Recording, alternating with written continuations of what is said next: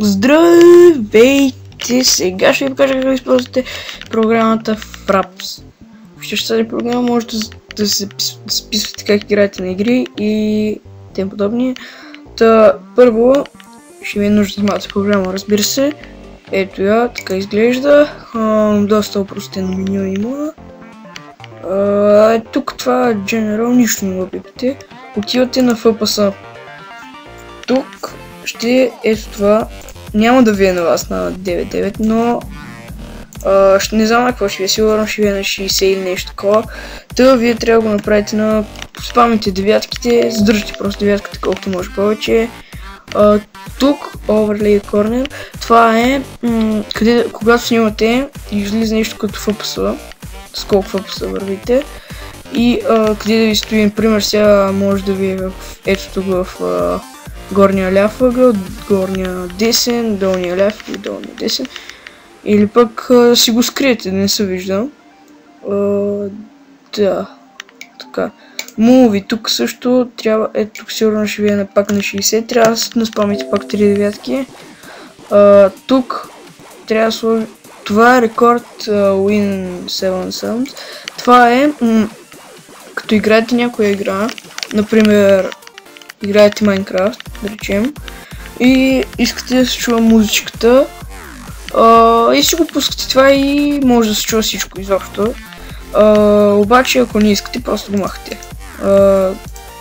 Тук това е за вас, как се чувате. Трябва да е сложено тикчето, за да се чувате. Може и само с натискане на копче, но това е доста така, според мен зле, защото нещо искате да кажете, пък забравяте, че трябва да само натискате песен, нещо такова. Както и да е, тук с колко FPS да снимате, full size или half size, това няма почти никаква разлика.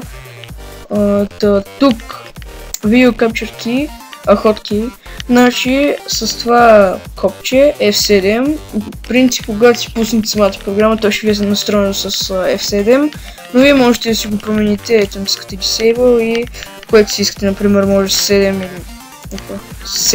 или нещо такова, но ще си го оставя на F7. Значи тук Folder Save Movies in, значи тук къде да ви се записват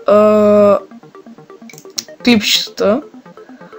Въпросът е, че принцип началото ще ви е на C, където ви е записан Frapsa, ако там си го направим, нали? Където ви е Frapsa. Обаче аз на C нямам много място, а пък от Frapsa става доста гигабайти филмите, нали, клиповете. После не за ги обработвате. И затова си го направих на D. В една нова папка си правите, просто кръщавате както ви падне и сте готови. Screenshots, това е как да взимате, нали, да правите снимки. Тук са форматите, с кое, нали, копче. И като цяло това е за Fraps.